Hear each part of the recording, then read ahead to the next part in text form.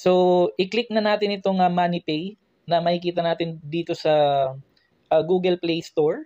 So, at a glance, makikita natin MoneyPay at Tara Group of Commissions LLC. Meron itong 141 reviews as of the date and time ng recording natin. Pero ang baba ng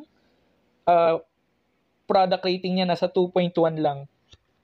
And then ito yung mga screenshots, okay? MoneyPay, empowering payments. Ayan. So, try lang natin kung ano yung itsura niya kapag ka na-install. So, merong 10K download sa in fairness naman. Yun nga lang, 2.1 lang yung ano niya. Yung product rating. So, sige. Install na natin para magkaalaman na.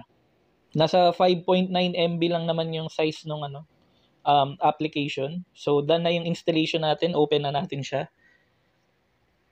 Okay. So, kapag ka na-install mo siya and in-open mo yung app, so, MoneyPay, Empowering Payments, kailangan mo lang i-input yung mobile number mo and then enter your password para makalogin. So, kung wala ka pang account, kailangan mong mag-sign up. Okay. So, for example, ilalagay ko yung mobile number natin. Okay, so for example, nilagay ko dito yung ating mobile number and then yung ating password. Kailangan lang natin i-confirm yung password natin and then continue. Okay, verify via text. Okay, enter the 6-digit authentication code sent to our mobile number. Okay, so makikita nyo dito guys sa recording natin, talagang meron naman siyang code. Okay, so i-open ko lang guys sa messages natin sa mobile para may proof tayo sa video, sa time and motion natin na meron talagang code na nasi-send kapag ka nag-sign up ka sa MoneyPay. Okay, may OTP. Okay, mag-expire siya in 30 minutes. So, lagay lang natin siya dito. Ayan, so i-click na natin yung continue. Okay, so sa next page, para makapag-sign up, kailangan natin ilagay yung ating first name, last name, and email address, pero optional lang siya. Okay? Ayan, so nailagay ko na yung ating first name, last name, and email address. Although optional siya, nilagay ko pa rin. I-click ko na yung continue.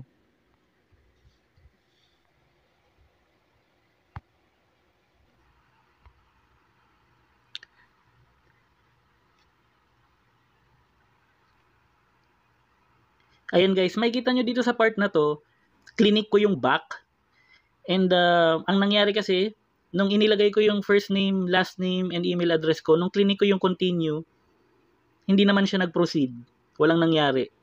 So, itatry kong i-click itong resend code. Okay, click natin yung resend code. Okay, so wala akong na-receive na code pagka-click ko ng resend code. So, tinanggal ko lahat. I-open natin siya uli manually.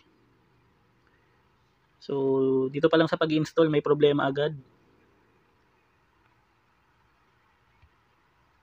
Okay, so, pag bumalik na naman tayo sa unang-una.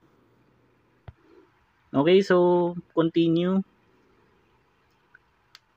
Check natin uli kung meron na tayong na-receive na bagong OTP. So, may pumasok namang bagong OTP. Okay, paste natin. Ito ba yung isang hindi ko lang nasabi kanina, pinalagpas ko lang siya, pero 'di ba pag yung OTP normally kapag ka nare-receive mo, nakiklik mo yung copy tapos na-paste. Dito sa MoneyPay, hindi siya gumagana. Okay? So yung ginawa ko kanina, manual ko siyang tinype. So uulitin ko na namang i-type manually, okay? Ayan, so manual ko na naman siyang tinype. Pangalawang attempt natin to i-sign up guys ha. Take note. Continue.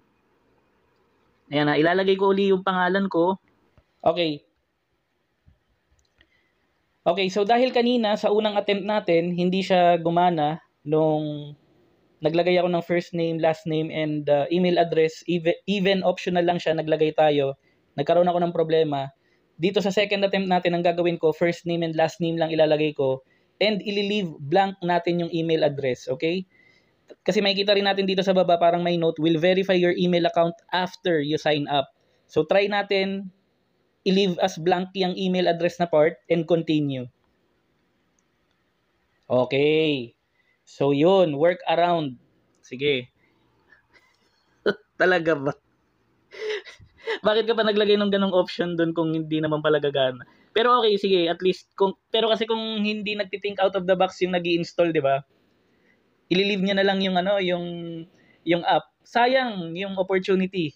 Kung halimbawa Manny Pacquiao may user ka, gusto sana mag-sign up tapos may na-encounter na ganong error, hindi natin alam yung probability sa, for example, 100 people na mag-install kung gagawin rin ba nila yung option na ginawa ko na kumbaga, 'di ba? Yung common sense ba na try ko kayang wag lagyan na lang ng email address kasi hindi gumana nung una.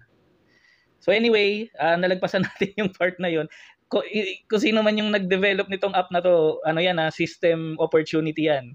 Dapat yung mga ganito seamless, okay? So registered successfully, you can now start your first payment at MoneyPay, okay? So maganda naman yung intent ni Manny Pacquiao, bigyan natin ng chance, pero dapat open din tayo sa mga yung constructive criticism, okay? So hi there. Kung tutuusin, ang dali lang niyang i-install pala, oh. Yun lang pala yung gagawin mo. Ayan guys, cryptocurrency news update tayo today. Ito yung date and time ng recording natin. Most likely, alam ko naman na karamihan sa inyo aware na rin dito sa isang article na na-publish before or recently ng Bitpinas. Okay? Yung title ng article is Update Pacquiao launches MoneyPay to disrupt PH digital payments. Okay? So na-publish to last October 31, 2025. Ito yung mga screenshots. Ang intent ko dito sa video na to is i-share kung paano i-install itong MoneyPay. Okay? Curious lang ako kung ano ba yung interface nitong MoneyPay. So today, nung binalikan ko siya, nakikita ko ngayon na may option na sa Google Play para ma-install itong MoneyPay. Okay? So kung curious rin kayo dito sa MoneyPay, check natin to guys. Okay? So I would like to reiterate na hindi sponsored ng video na to yung MoneyPay. Disclaimer statement muna tayo para sa ating crypto bayanihan Web3 wallets. The content provided in this video is strictly for educational purposes only and does not constitute financial investment, legal, or professional advice. We do not promote or solicit the purchase or sale of any cryptocurrencies, tokens, exchanges, or financial instruments. All the information shared on our YouTube channel is published in good faith and are intended to help viewers understand blockchain and Web3 technologies. Okay, maraming salamat.